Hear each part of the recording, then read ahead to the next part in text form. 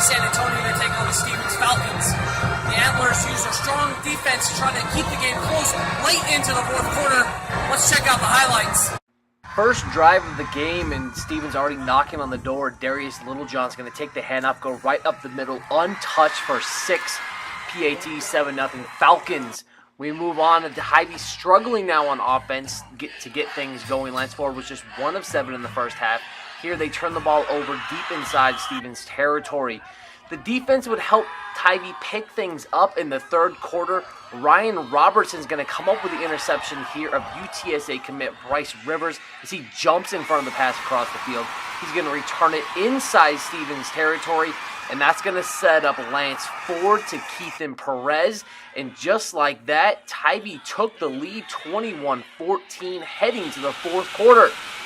No quit in the Falcons, though. They answer back just minutes into the final stanza. Steven Pippen cuts up the middle, races outside. Don't mind the blurry camera work. That's him getting into the end zone. 21-21. Stevens comes right back. This man again, Darius Littlejohn's going to take it up the middle. 28-21 Stevens. Looked like they had seized control of the game.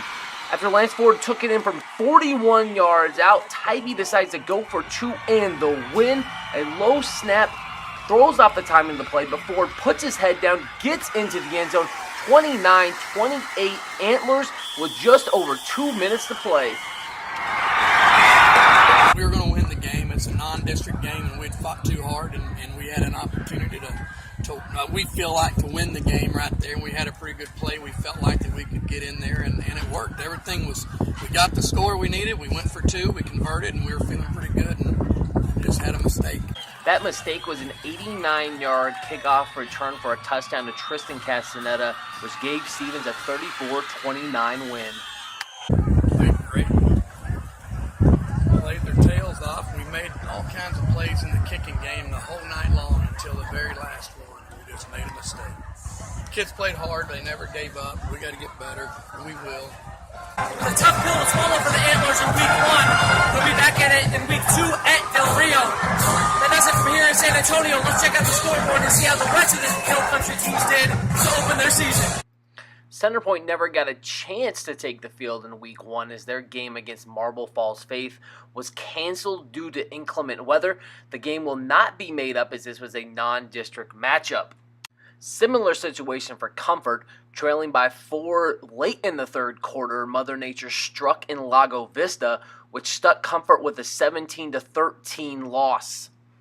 More weather-related issues, this time in Lampasas. A 45-minute halftime delay threw off the timing of the Billies as they were shut out in the second half against Lampasas, losing 33-12. No weather issues in San Angelo, just some defensive problems for Texas Leadership Academy as they could not keep Harper out of the end zone, suffering a 48-0 loss. Chance Lange threw 2 touchdowns, ran for 3 more, including finding Josh Segrave for 2 catches.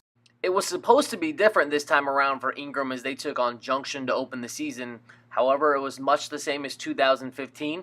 Ingram mistakes led to Eagle touchdowns.